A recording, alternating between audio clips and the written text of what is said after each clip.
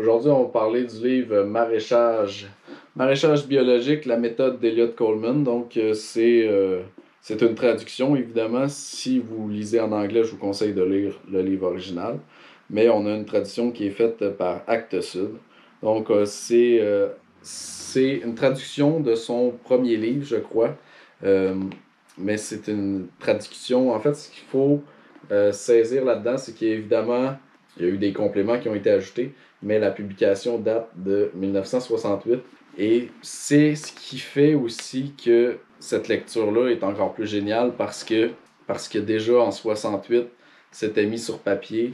Eliot Coleman, c'est vraiment un auteur, pas un auteur, mais plus un maraîcher que je respecte beaucoup, que j'ai beaucoup d'admiration pour lui et que lui, tu le veux là, comme voisin. Là. C'est sûr que tu le veux comme voisin, là, tu vas apprendre plein de choses. C'est vraiment quelqu'un de super intéressant. Puis dans tous ses livres aussi, puisque j'en ai lu d'autres, là, vous l'avez déjà vu, mais il y a une portion philosophique, politique. On n'est pas uniquement dans un traité technique. Ça, je trouve ça vraiment intéressant parce que ça nous fait comprendre la personne qu'est Eliot Coleman, ses points de vue. On voit qu'il y a une réflexion derrière, pourquoi il fait ça, pourquoi il pense ça, par exemple, du label biologique. Euh, je trouve que c'est des livres qui sont très complets. J'aime pas lire des livres qui ne sont que des ouvrages techniques.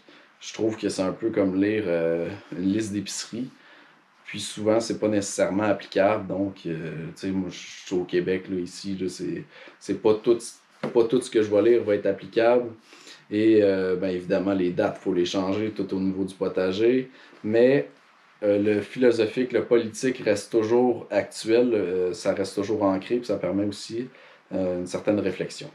D'ailleurs, c'est ce livre-là qui a inspiré mon vidéo, le sain versus le pathologique. Le sain et le pathologique plutôt. Petit pamphlet là, de 4 minutes que j'ai mis en ligne récemment. Donc, on passera pas tout au travers du livre parce qu'il y a beaucoup, justement, il y a beaucoup d'aspects techniques. Et je trouve que ça donne rien de vous en parler véritablement. Ce livre-là, je vais plus vous en parler d'une manière, je dirais, de mon appréciation. Je pense que vous l'avez déjà vu. Là, j'ai vraiment apprécié ce livre-là. C'est un livre que je conseillerais pour quelqu'un qui veut se démarrer en maraîchage, maraîchage biologique évidemment, et qui cherche à réfléchir, à comprendre son histoire, parce qu'il va nous parler beaucoup de son histoire, il va nous parler de la façon dont il a procédé, des expérimentations qu'il a faites, de l'outillage qu'il a utilisé, de l'outillage qu'il a inventé. On a même un petit chapitre par exemple sur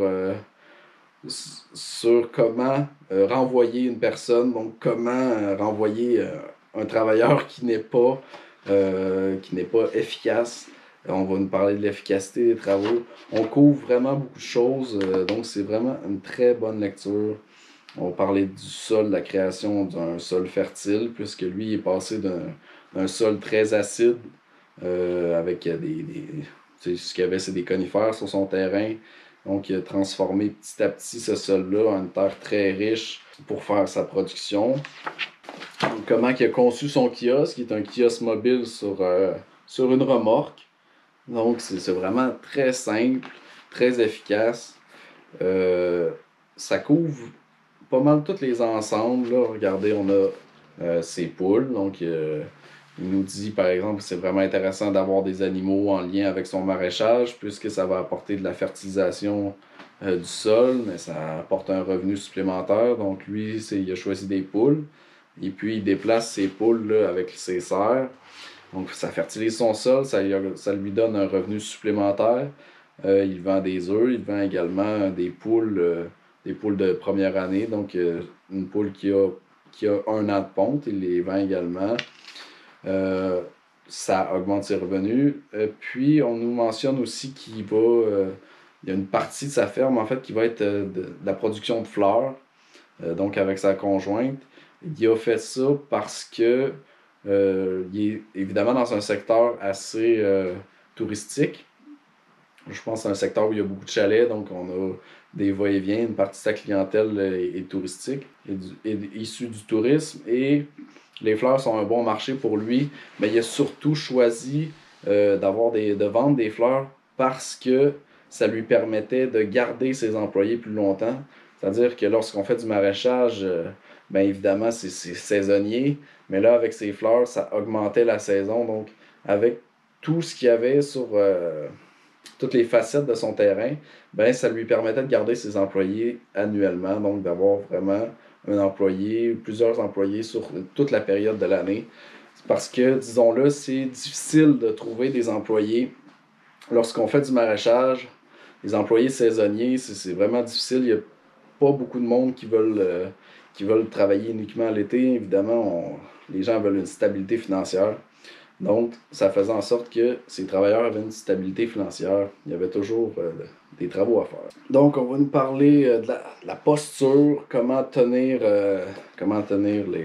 les bons outils, la façon de tenir et déguiser ces outils, les positions pour le cerclage, la position des mains, la position du dos. On parle du désherbage thermique, donc ça me brûlait au propane dans le fond avec un petit capot. Peut-être que vous avez déjà vu ça. On couvre vraiment tous les aspects, du sol, du semi-en-motte jusqu'à la vente, jusqu'à la gestion d'employés. C'est difficile de dire ce qu'il ne couvre pas dans un cadre de maraîchage, là, dans son livre. Il couvre vraiment tous les aspects. Donc, je trouve que c'est un livre très complet. Je vous le conseille évidemment. Et puis, ben, vous pouvez le louer, hein. Vous n'êtes pas obligé de l'acheter. Ça, je pense pas que j'ai besoin de vous le dire. Mais, très bon livre. J'ai vraiment apprécié. Puis, ben, je vous souhaite une bonne lecture si ça vous intéresse.